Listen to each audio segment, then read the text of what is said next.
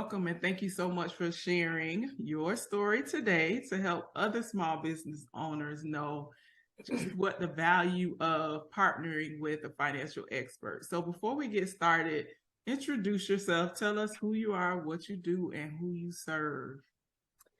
All right, I'm Kim Crayton. I am the anti-racist economist. I serve C-level CEOs, COOs, mainly because my business is about operationalizing core values. Most people don't realize they don't have a business. What they have is, if they're making money, they've scaled a product or service, but they have no processes, procedures, and policies in place. So that's how I started. And then now I've shifted a bit, well, a lot, into ensuring that those businesses are rooted in supremacy-free, coercion-free, discrimination-free, and exploitation-free. I'm focusing on how to operationalize your core values in ways that welcoming and psychological safety are built into your organization, and you don't have to like the DE&I thing is not the DE&I thing is not is not the winning solution that people thought it was, and you're seeing it now. Just like with some of these layoffs, they're getting rid of their entire DEI divisions. And so I would like to bypass all that. What I would like for that job to be obsolete. Sorry, people who are in it, because I would like that the way businesses are built, D&I is a part of what's already there. Yeah, and that's powerful. I think the work that you do is so powerful. I am constantly praying for your strength because I know it's also exhausting. It's exhausting work. So thanks for what you do. It's not as exhausting as some people who may do similar work, because I have very clear boundaries. I understand who my target audience is, and it's white folks. And I'm very good. I'm ex-classroom teacher. I'm an educator. So it's classroom management. When I'm dealing with whiteness, I have very clear boundaries, very clear expectations. It's stop doing that. This is why you're going to stop doing that. And this is what you're going to do instead. It's my classroom. You come in at my invitation or you get the hell out. I mean, it's that simple. So I don't have some of the issues that a lot of people have. I don't code switch. I don't do any of that stuff. You just get the raw hood version of me.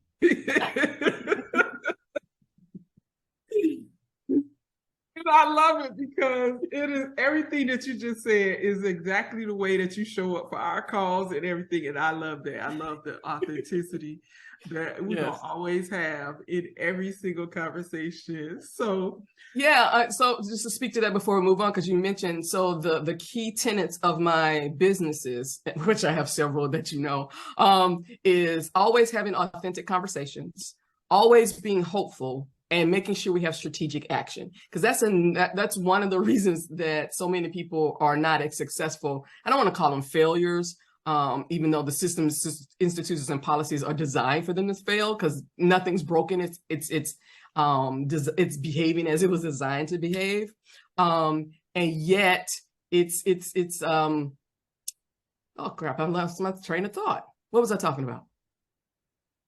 Authenticity. Yes, thank you. My three tenets are authentic conversations, because people aren't having these honest conversations about why you can't get, this is a knowledge economy, right? So you need my tacit knowledge, that knowledge that does not come in a binder, which is explicit knowledge that you can't train me on. I take your training, I do my job, and I develop it tacit knowledge by lived experience of doing my job. That information you need from me to share with you so that we can scale it throughout all the successes, all the things I learned. You want me to be able to share that with you as my employer. But if I don't feel safe and welcome, if you're gaslighting me all the time, and also I don't use the word microaggressions, if you're committing professional violence against me, I'm going to keep that information to myself. And this is one of the reasons why Black women are the highest growing number of entrepreneurs, because we recognize when we see your house on fire, we're going to get up our purse, we're going to take all our knowledge, and we're going to walk out the door and start our own shit. That's just the way that is. Yeah. So let's shift gears 1 second and let's talk about our working relationship. So how long had you been in business before you and I started working together? Well, first of all, I want to say something before I forget. I love that you call it a partnership, because as a Black woman doing this very vulnerable, very public, very can be scary work, to know that I have partners, that it's not just me and then I'm hiring. Yes, I pay you, but I do feel like this is a partnership, that if I call you, I mean, you see my accounts and I'm like, oh crap, I'm running out of money, and you're like, okay, it's okay. You know, I really, it makes me feel good that I have a partner in this, particularly when, and we've talked about, so this goes with that. We've talked about how money is triggering for me because of how I grew up. And so it's a lot, and a lot of people don't. So that's a lot of what my work is about too, is like unpacking all these triggers for people, right, so that they can figure out where they are, where they stand, how to move forward. And it's great to have someone who has a similar lived experience as a Black woman, who's not going to chastise me, who's not going to make me feel stupid, who's not going to make me feel less than, who's going to say, hey, you're doing the best that you can, sis. That has been great. Now to get to your question, let's be honest, Bernadette, you were my accountant before I had a business. Yeah. So you were doing my personal accounting before I even, because that was, my dad passed in 2014, and that's when I moved into tech, and I had businesses, but you weren't doing my taxes. You were doing my personal taxes. And then once you and I, built that relationship, and I knew you had my back, we moved to that, and you've had my back ever since. You were the person to tell me, hey, it's time for you to change your filing on your LLC. Hey, you might want to start paying yourself. And because I had a virtual assistant who I was paying out of my, because I didn't have the LLC. I mean, I had the LLC, but it was sole proprietor. Yeah. And so you helped me figure that out. Even recently, I took most of last year off to write my book, so I didn't have many clients. I have one basically standing client, and I was using savings. And you, when you saw where the money was going, I was like, okay, I know you have money in your personal. I'm going to stop giving you payroll, because so those things that I wouldn't even know about. Yeah. And so I really feel that, again, my background has always been helter-skelter when it comes to money. We either had it or we didn't. It was either feast or famine. Yeah. And you get that, and you walk me, because there have been times when we schedule a meeting, I'm like, I can't. And you're like, nope, you getting on here, because I know what the problem is. I know what the problem is. And I'm like, I don't want to get on. But having those calls helps me not delay or put off things that I need to address. Yeah. And it's never as painful as you think it's going to be. Woo! It isn't. It's usually better than I thought it was. But I can't see it because I'm in it.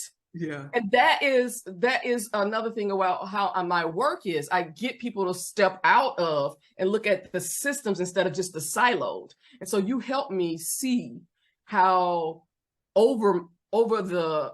how all my businesses are connecting, and how I can leverage like the credit for one business to help me, get, so all these things that I wouldn't know about, or would have to guess about, or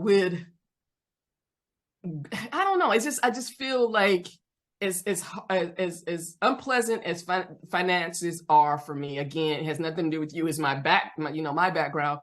I always walk away from our conversations lighter, happier, joyful, silly, and feel really engaged. Wow.